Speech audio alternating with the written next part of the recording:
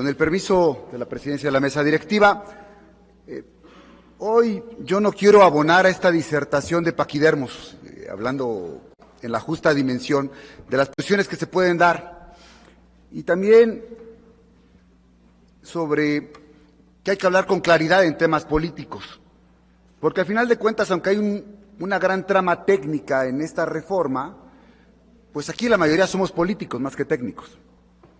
No podemos evadir esa realidad y no podemos dejar de no hablar de política, también de hablar de la parte técnica. Y yo creo que, aludiendo a otra frase, entre sastres nos conocemos las puntadas. Y si se hablan de trajes a la medida, pues sabemos a veces las dedicatorias que puede tener o no tener. Pero más allá de esa probabilidad, ¿sí?, yo creo que tenemos que hablar con claridad de lo que se tiene que ver y discutir, y también falazmente no caer solo en el argumento de la construcción de mayorías de las cuales yo he formado partes, porque decir que solo porque se hizo mayoría y se tiene que votar todo, también estoy de acuerdo y no totalmente de acuerdo. Podemos ponernos de acuerdo para violar la ley en mayoría y no por eso está bien, y seamos construyendo mayorías. Entonces, cuidemos bien, porque no es una manera de decir que en automático una posición suma a otra, porque también dicen ahí que las letras chiquitas del contrato es donde a veces podemos tener diferencias, y hoy estamos viendo esas letras chiquitas del contrato de aquella reforma constitucional que avalamos en mayoría, y que legítimamente cualquiera puede tener sus opiniones, en lo particular, en estas letras pequeñas de ese contrato.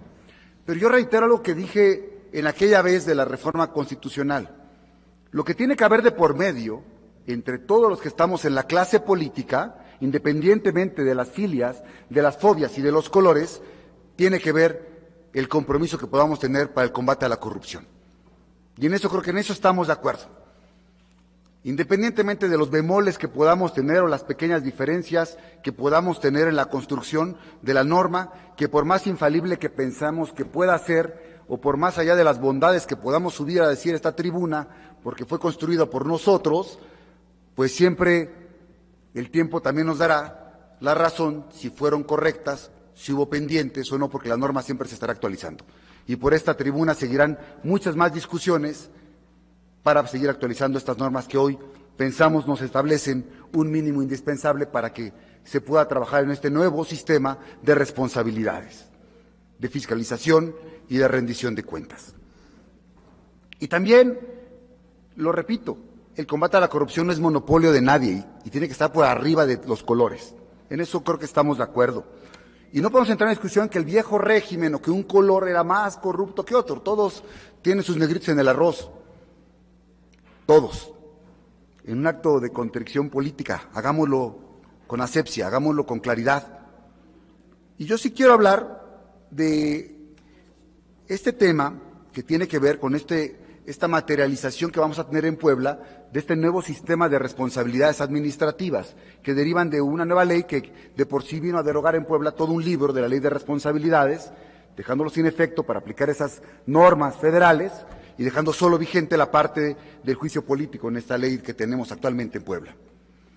Y esta nueva ley, porque antes fincaba una responsabilidad de un probable acto de corrupción o de un error en el desempeño de la función pública, era un camino interminable que lo que hacía era que cayéramos en actos de impunidad, en cosas que acababan prescribiendo porque no se llegaba al fondo. Y entonces, cuando uno empezaba un procedimiento administrativo de probable, presunto y responsable, hasta el final, luego de ahí se daba vista a la parte penal, y eso alargaba, pues, difícilmente poder sancionar a quien fuera ya el responsable de la sanción administrativa. Hoy, con esta reforma, que no lo decimos acá, pero forma parte de este sistema a nivel nacional, corren paralelamente las dos vías. La vía penal corre paralelamente a la vía administrativa. Y es más, de la propia carpeta de investigación que se puede hacer una probable responsabilidad, se puede tomar información que puede enriquecer la propia investigación administrativa y de manera inversa. Y eso permite que de dos vías se pueda robustecer una investigación para saber quién se equivocó, quién fue responsable, quién pudo causar o no un daño patrimonial. Y yo creo que esa es la parte que es importante. También en la reforma, algo que yo veo que es importante, es ver que la fiscalización antes solo se revisaba que el ejercicio del gasto. Si un ente fiscalizador, municipio o gobierno, tenía 10 pesos, se le revisaba que se gastara 10 pesos. Luego se evolucionó a revisar que tenían que esos 10 pesos tener una correlación con el avance programático para ver que se cumplía con un objetivo. Pero hoy se incorpora un nuevo concepto en esta reforma, que es el cuidar el patrimonio. Y en la fiscalización también se tiene que ver la revisión y el cuidado del patrimonio, porque al final de cuentas el patrimonio de los municipios y del Estado no es de quien lo administra, es de todos los poblanos. Y no es válido que cuando viene un cambio de gobierno, pues se va el gobierno saliente, vende los vehículos, vende las patrullas, por hacerle la maldad al que llega, sea o no del mismo color, y no hay responsabilidad. Y no hay un proceso de desincorporación, y no hay una manera de decir cómo esos bienes forman parte del patrimonio, o si ingresó un recurso por esa desincorporación de los bienes. Eso es algo que hoy tenemos que ver que está aquí. Y el tema de la evaluación del desempeño, que ya claramente acaba de decir el diputado Estefan, es algo que se incorpora, que viene desde la Ley General de Contabilidad Gubernamental, que obliga a todos los entes fiscalizadores que debemos de cumplir metas y que haya una relación entre el gasto y el plan para que no se empiece a gastar en ideas locas que tengan los gobernantes y que nada tienen que ver con la planeación que ellos mismos aprobaron en sus órganos de gobierno. Yo creo que en la parte de la política y la administración es muy difícil separarlas, porque están íntimamente relacionadas. Porque al final de cuentas todas las decisiones políticas acaban con aplicación en el ámbito administrativo. Todas. Y entonces, pues, es difícil separarlas en el discurso, es difícil hablarlas, pero tenemos que dar garantías, y algo que yo creo que tiene que ver con política, con este sistema, es la inclusión de las 2/3 partes para nombrar a la unidad unidad técnica que va a revisar a la auditoría. ¿Por qué? Porque fijar un porcentaje de 2/3 partes no tiene que ver con una coyuntura, sino tiene que ver con una visión a largo plazo de que independientemente de lo que pase en este Congreso, hay garantías, que tiene que haber diálogo, porque así como tan fácil sería ponerlo, también tiene que tener ese requisito de 2/3 partes para removerlo.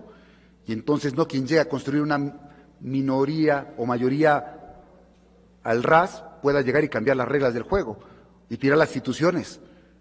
Eso le da viabilidad y le da confianza a todos. En eso creo que estamos de acuerdo. En el que hay escalonamiento también de los magistrados, que fue una propuesta que no fue nuestra, que avalamos nosotros y votamos en la comisión, vale la pena que se aclaren los términos y plazos del escalonamiento de estos magistrados para poder hacer. Ya lo que quedó claro, que nosotros pedimos desde la reforma constitucional, es que este tribunal de responsabilidades, sus actos no son la última instancia, pasan por una revisión todavía del Pleno, del propio Tribunal de Justicia Administrativa, lo cual da una garantía más sobre cómo se puedan resolver las cosas.